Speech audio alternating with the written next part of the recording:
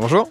Nous, en fait, à la Gonette, on profite de cette occasion, les dialogues en humanité, pour aller présenter le concept de la monnaie locale, faire quelques adhésions et puis participer aussi tout simplement à l'événement, quoi. Alors la Gonette, en fait, c'est la monnaie locale de Lyon, mais que l'on va pouvoir dépenser uniquement sur un territoire bien précis. Donc en l'occurrence, on a choisi en fait le territoire du bassin lyonnais, plus ou moins, voilà. Le concept de base en fait d'une monnaie locale, c'est de faire croître l'économie locale, en opposition à la mondialisation, qui peut avoir des avantages en termes de croissance, mais qui bénéficie finalement assez peu à l'économie directe locale, les commerçants, les artisans locaux. Et en plus de ça, la Gonette rajoute des aspects, on va dire. On a un engagement qui va au-delà de ça, puisqu'on va aller poser des conditions en fait à l'entrée des partenaires d'un réseau. On va aller en fait analyser l'impact écologique, fonctionnement, l'impact social aussi en fait de l'entreprise, et on va attacher évidemment une grande importance à la localité de la production, du service ou du bien. Donc le but, c'est vraiment de garder en fait l'argent sur un territoire et de faire croître une économie. Certains disent l'économie sociale et solidaire, on va même au-delà de ça.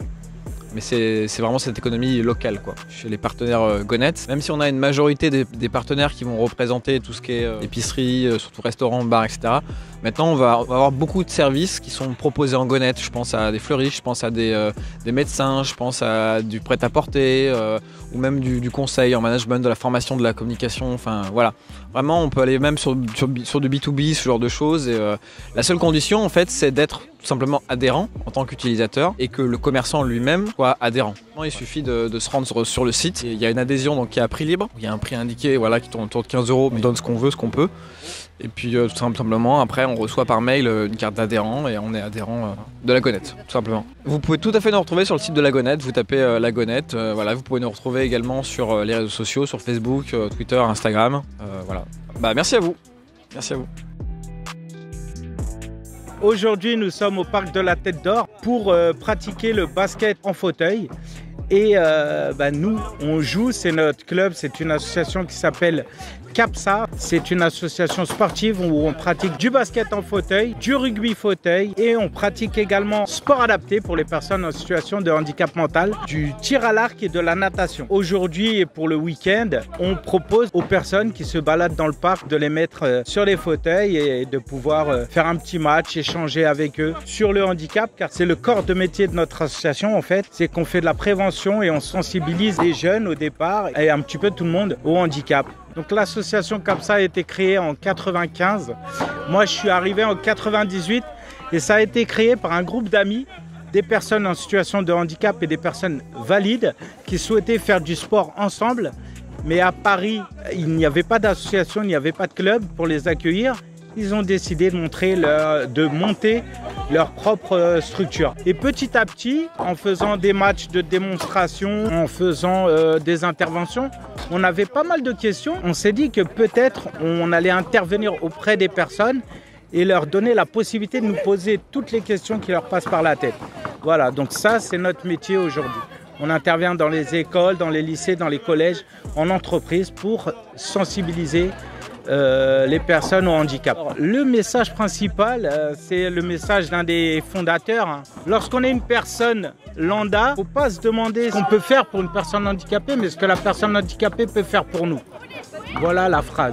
A priori, lorsqu'on est en fauteuil, il ne faut pas voir ça comme un handicap ou quelque chose de négatif, parce qu'aujourd'hui, si je n'avais pas mon fauteuil, je serais à Paris dans mon appartement. Donc le fauteuil, c'est vraiment un moyen de me mouvoir, de me déplacer. On peut nous suivre sur Instagram, sur Facebook, donc CAPSA Paris, il y a même un site internet. Voilà. Avec plaisir. Alors bonjour, moi je m'appelle Antea. Moi c'est Jeanne. Enfin moi j'ai trouvé ça hyper intuitif. En tout cas diriger le fauteuil c'est hyper intuitif. Après avec le ballon c'est un peu plus galère, surtout qu'on est un peu nul. Mais on fait comme on peut. En vrai ça va. C'est ça, mais après c'est différent du vrai basket. Mais je trouve que après les impacts sont plus importants. Moi je me souviens que c'était moins violent quand même au vrai basket quand t'es debout et tout. Mais en vrai la machine, le fauteuil est pas compliqué à diriger. Donc c'est plutôt cool, puis tu roules vite et tout. T'as l'impression d'être sur l'autoroute, c'est cool. Non vraiment c'est cool.